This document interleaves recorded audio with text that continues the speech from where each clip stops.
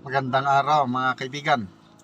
Pag-usapan natin ngayon yung viral na video, yung barilan sa Antipolo Rizal sa Marcos Highway. Nakunan ng video ng mga netizens, gin-upload, yun. Nakadagdag sa statistics. Kaya sinisisi ang social media na report ng report, upload ng upload. Kaya tuloy ang imahe ng bansa magulo. Kaya nagrereklamo ang PNP. Okay, ito. In-interview ng GMA News ang provincial commander ng Rizal. Pakinggan natin, ano na bang update sa nangyaring barilan sa Antipolo.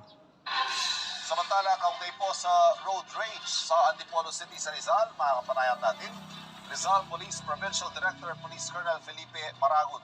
Magandang umaga po, Colonel. Magandang umaga po sa inyo lahat and good morning sa ating mga taga-subaybay. Apo, sir, kumusta ang investigasyon ninyo sa nangyaring away kalsada sa Antipolo City? Ano pong latest? Well, ang maganda pong nangyari ngayon is na-discharge na po yung dalawang biktima. Tsaka yung victim number 1 ay ongoing pa rin yung surgery. And yung wife po, partner nitong ating suspect ay na-discharge na rin. Okay, so sino-sino nga po yung mga nasaktan? Bali yung partner po mismo ng suspect, nasaktan, Yes, tsaka yung dalawang rider, ganun po ba? Tatlo po ng initially yung wounded, through gunshot wounds at yung partner nating suspect. Bali, apat. Meron na, pwede niyo humang ina-rate sa amin paano umantong sa pamamaril yung insidente ng road rage na yan? Well, ito nga yung nakalap nating information is road rage. Nag-umpisa po yan sa verbal and physical confrontation. Nagkagit-kita po yung SUV, tsaka ilang motor po yung nakagit-kita niya? Bali, isa lang. Initially, isang motorcycle. And nung huminto na sila, yun nagkaroon sila ng verbal and physical, nauwi sa physical, then later on ay naging through may mga baril na, may baril ng ginamit itong ating suspect. Pero sir, paano po nung una, isa lang yung nakakikita niya, isang motor, pero nangyari, may dalawa na yung kaaway niyang naka-helmet pareho base sa video Yun nga po yung ating tinitingnan ngayon kung sino yung mga involved, going pa rin yung pagkalap natin ng information and especially doon sa mga biktima dahil nasa hospital pa ay pinatili mo na doon na mag-stay and pag okay na sila saka mag-start na. Opo. Yung baril, una-una, bakit may baril itong suspect at itong baril niya ay lisensyado at may permiso ba siyang bitbitin ito? Well, initially, nung in-interview ko yung suspect dun sa kulungan ng Antipolo Component City Police Station, ay sabi na niya, may mga papel naman daw yung kanyang baril pa. Wala naman siyang may pakita sa amin na documents. So, we have to verify this with the Firearms and Explosive Office. And we have to receive the result of the verification. Malalaman din natin kung ito'y legit. At ang ano pa dito is dala-dala niya even ongoing po yung ating election ban. Gaano po katotoo yung claim ng suspect na nakita raw niya na bubunot din ng baril yung isang rider, kaya po inunahan na daw niya? Well, yun nga po yung tinitingnan nating mga investigador dahil malinaw naman po sa CCTV footage at saka yung mga video na lumalabas ngayon ay wala namang ganong na pangyayari na bumubunot yung kanyang mga naka-confront, Hita lang natin, bigla niyang binunot yung baril at start firing dun sa mga naging ka-confront niya at nabaril pa niya mismo yung kanyang partner. Okay. Napakalungkot na medyo nakakakilabot yung nangyari ito, Pag nakikita natin sa video, talaga namang ako nakakatakot. Baka may paalala po kayo sa ating mga motorista, sir, lalo hindi naman ito yung unang beses na nagkaroon ng pamamaril na nag-ugat sa away kalsada. Go ahead, sir. Well, sa ating mga kababayan po, ipahiralin pa rin natin po yung discipline, no? Self-control, at Restraint, huwag mainit ng ulo, at sumunod tayo sa mga batas trapiko. And, yung unang-una, dahil kagad sa baril, no? Kung pwedeng iwasan yung mga ganyang gulo, ay iwasan natin dahil yun nga, itong naging resulta ng road rage ay nauwi sa shooting incident. By the way, ano ho mga kinakaharap na kaso niyan, itong suspect natin? Well, pine-prepare po natin yung mga kaso, frustrated homicide, and violation din po ng Comprehensive Firearms and Ammunition Regulation Act, at itong violation of the Omnibus Election Code ay ongoing po natin. May piyansa ho ba yung mga kaso niyan, sir? Depende po sa assessment ng ating korte, no? Bibigyan siya ng piyansa.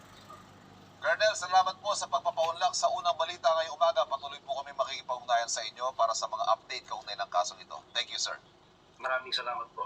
Nakausap po natin, Rizal. Okay, siya Rizal, Provincial Commander. Ito, ulitin ko yung panawagan ni Sasasut na mga netizens. Medyo may pagka-sarcastic ang dating nitong si Sasasut eh. Wag na daw mag-report, wag na kayong mag-video yung mga ganyang pangyayari na makita nyo kasi nasisira daw yung statistics ng PNP. Nagba-viral eh.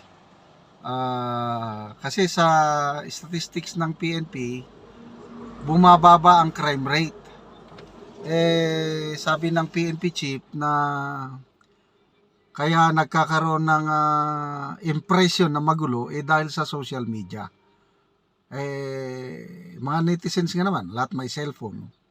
Pag may nakitang ganyan, videohan kagad, tapos i-post sa social media, nalalaman. So, ano ba talaga? Bumababa ba ang crime rate o talagang nakakatakot na? Nasa taong bayan na yan na magpasya. Agree ako doon sa sinabi ng Provincial Commander.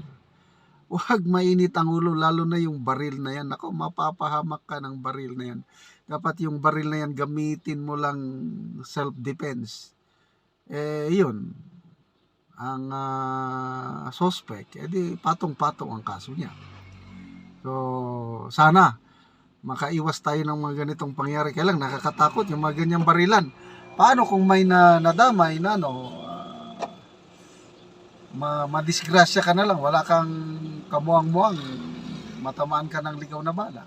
So nakakatakot po ang to me sa akin lang, nakakatakot po ang kalagayan natin ngayon. So salamat sa inyong pagsubaybay sa ating channel mga kaibigan. Nakakatulong kayo ng malaki sa Tribong Talandig dahil ang ating income sa channel na ito is tinutulong sa tribo. Namimigay tayo ng pako at yero para ma-repair ang sira-sirang bahay ng Talandig. Panoorin nyo ang video na ito. Uy! Yawas ka ba? Ikalubos din eh!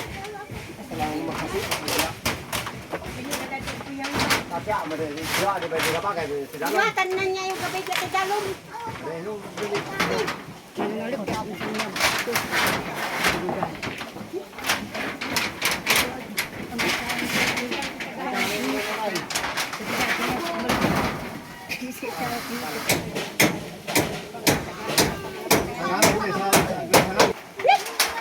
Tiga ulan na gyud. At sa nagid si tatay og ulan ang gaatop. Og karon dali-dali gyud si tatay sa pag-atop maski nagaulan kay nalipay siya nga natagaan og gero. Og at least nga mapulian daw ang iyang atop nga dako na kayog bangag. Og karon concentrate gyud siya bahala gaulan. Gatop gyud siya. O gitabangan pod si tatay sa iyang anak.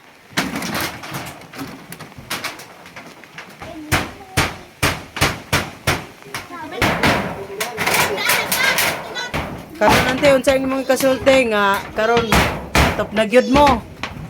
O kanang di na gyud mo maulanan. Unsa imong Salamat sa Ginoo kay na ato pa na gyud yung balay.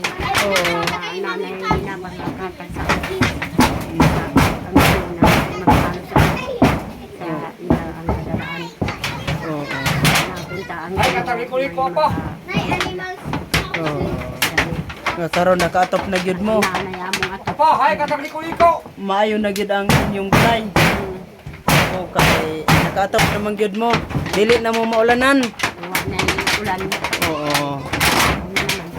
Oo. Sige ante, salamat. Salamat sa Diyos. Oo.